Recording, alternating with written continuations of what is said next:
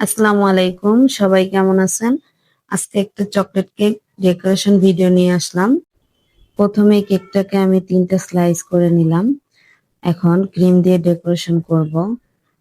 তো এটা ছিল 1 পাউন্ড চকলেট কেক।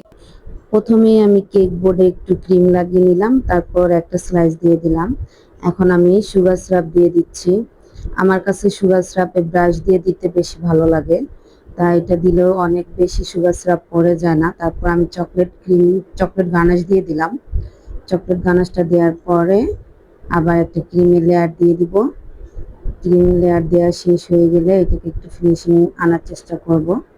এখানে বেশি একটা ফিনিশিং এর দরকার নেই। তারপর আমি দ্বিতীয় লেয়ারটা বসিয়ে দিয়ে সেম একইভাবে সুগার সিরাপ দিয়ে চকলেট গানাশ দিয়ে দিব। চকলেট গানাশটা এভাবে কেকের ভিতর দিলে চকলেট কেকটা খেতে আরো বেশি মজা লাগে। আমি এখানে গানাশটা কেকের মধ্যে দিয়েছি, ক্রিমটা আমি হোয়াইট কালারে রেখেছিলাম। ক্রিমের মধ্যে আর কোনো গানাশ মিশাই নেই। তারপর আমি দ্বিতীয় লেয়ারটার উপর ক্রিম দিয়ে এটাও হালকা ফিনিশিং এনে তৃতীয় লেয়ারটাও দিয়ে দিব। নাইফের মধ্যে চকলেট লেগেছিল, তাই উপরে ক্রিমটা একটু কালো কালো হয়ে গেছে, মানে চকলেট কালারটা। তারপর আমি তৃতীয় লেয়ারটা দিয়ে আবার সুগার সিরাপ দিব। সব চকলেট কেক কিন্তু একইভাবে করা হয় না, এক এক কেকের বেস এক একভাবে তৈরি করা হয়। কোডিংটা লেয়ারটা একইভাবে একরকম হয় না, এক একটা এক একভাবে করা হয় যেভাবে কাস্টমাররা চায়। কেউ চকলেট বেশি পছন্দ করে, কেউ চকলেট ক্রিমটা বেশি পছন্দ করে। তো যে যেভাবে চায় আমরা সেভাবে দেওয়ার চেষ্টা করি। তো আমি কেকটা ক্রাম কোটিং করে নিচ্ছিলাম, করে এটা আমি কিছুক্ষণের জন্য ফ্রিজে রেখে দিব। তারপর গিয়ে আমি ফাইনাল ডেকোরেশনটা করব। তো এটা রেডি করে আমি এখন কিছুক্ষণের জন্য ফ্রিজে রেখে দিচ্ছি। ফ্রিজ থেকে বের করে তারপর আমি এখানে পিঙ্ক কালার করেছিলাম ক্রিমটা।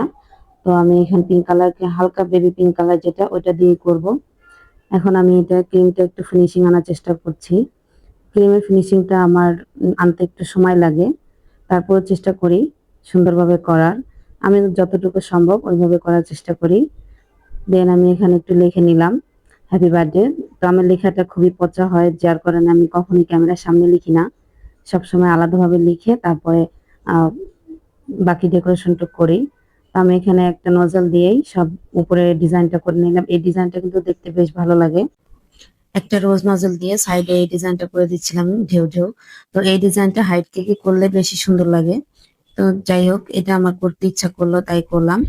সাইডে ডিজাইনটা শেষ করে আমি এখানে ছোট্ট একটা স্টার নজল দিয়ে এখানে রোজ করে দিচ্ছিলাম। রোজ করা শেষ হয়ে গেলে নিচে যে বর্ডারটা আছে ওইটা ফাঁকা ফাঁকা লাগতেছিল, যে নিচে একটা বর্ডার লাইন করে দিই।